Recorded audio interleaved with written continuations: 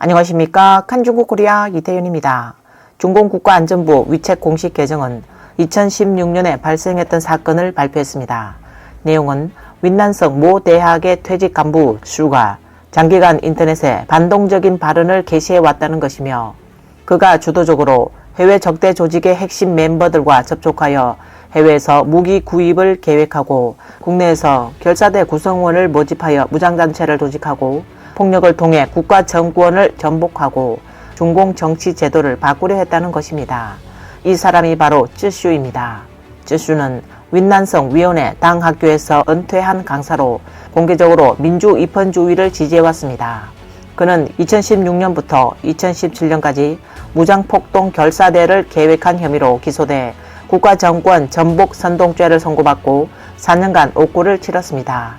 쯔슈는 한때 공개사안에서 시진핑의 퇴진을 호소했고 후야오방의 아들 후더핑을 새로운 중국 공산당 총서기로 추천했습니다.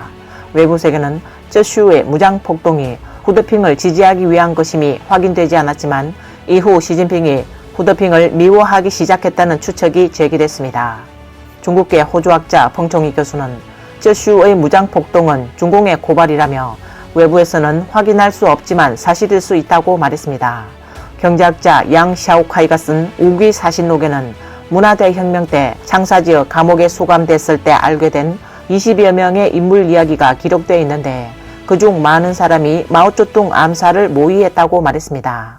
펑총이는 양 샤오카이는 문화대혁명 기간 감옥에서 사형수를 많이 접촉했다며 그들은 모두 마오쩌둥을 암살하려는 사람들이었다고 말했습니다. 현재 시진핑을 암살하려는 사람들이 많을 것이라며 성공 여부는 또 다른 문제라고 생각한다 라고 말했습니다. 그러나 펑충이는 폭동을 흡책하려는 이들은 후더핑과 아무런 관련이 없을 수도 있다. 후더핑은 모반할 사람이 아니라고 생각한다 라고 말했습니다. 펑은 시위대가 큰 일을 하려 하는데 그들이 새로 올릴 지도자를 모색하던 중 후야오방은 당내에서 고위직을 지냈고 대중들 사이에서도 인지도가 높기 때문에 후야오방 가문을 염두에 둔 것으로 보인다. 그들이 깃발을 내걸고 큰일을 도모하려는 것은 조금도 이상하지 않다고 말했습니다. 중국의 변천 방식에 대해 펑은 과거 쿠데타를 할 수 있는 조건의 사람들은 그렇게 하지 않았다고 분석했습니다. 예를 들면 리커창과 왕치산이 쿠데타를 일으킬 수 있는 조건으로 베이다이허 회의 때 함께 시진핑과 싸울 수 있었다. 이것도 일종의 쿠데타 방식이지만 그 후 왕치산이 퇴출당하고 리커창이 사망하면서 당내 상층부가 쿠데타를 일으킬 가능성은 거의 막혔다. 만약 지금 쿠데타를 하려 한다면 살인이나 다른 방식일 수도 있다. 인민의 쿠데타는 어디서 언제 일어날지 모르기 때문에 모두 막기가 쉽지 않을 것이라고 말했습니다.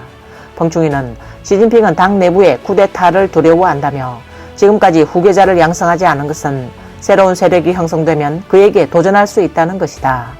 동시에 시진핑은 민중의 반란을 두려워하며 색깔혁명도 경계한다고 말했습니다. 쯔슈 사건에 무장폭동이 연루된 것에 대해 해외 민주화운동가 왕준타오는 중공의 음모임이 분명하다고 믿고 있다. 쯔슈가 총서기 직선제와 후더핑 추대를 요구하는 공개 서한을 보낸 것은 시진핑을 난감하게 하기 위한 것으로 보인다. 중공은 지도부 후계자를 찾을 때 후더핑이 1순위에 오르는 것을 절대 허용하지 않을 것이다. 게다가 사악한 중공 관료 사회에서 후더핑 같은 사람은 아무것도 성취할 수 없을 것이다 라고 말했습니다. 시진핑은 쿠데타와 대중봉기를 두려워하지만 핵심은 군대의 반란이다. 올해 초 해외에서는 류 샤오처의 아들 류이안을 주축으로 홍 2세대들이 시진핑 퇴진을 촉구하는 탄원서에 공동으로 서명했다는 소식이 널리 퍼졌습니다. 왕준타오는 중공중앙위원회 조직부의 실세였던 한 관리가 홍 2세대 시절인 시진핑을 조사한 적이 있다. 이 관리는 현재 각지의 홍 2세대들이 감히 말을 하지 못하고 있다고 말했습니다. 군대에 있는 홍 2세대들만이 목소리를 내고 있지만 그들은 모두 직책이 없는, 즉 실권이 없는 퇴직자들이다. 때문에 그들의 말을 진지하게 받아들이지 않는다고 밝혔습니다. 왕진타오는 중공의 몰락은 중국 인민들이 먼저 해야 할 일이라며 사회적으로 여러 곳에서 사건이 발생하면 큰 사회적 파장을 일으킬 수 있다고 주장했습니다. 이번 영상은 여기까지입니다. 시청해주셔서 감사합니다.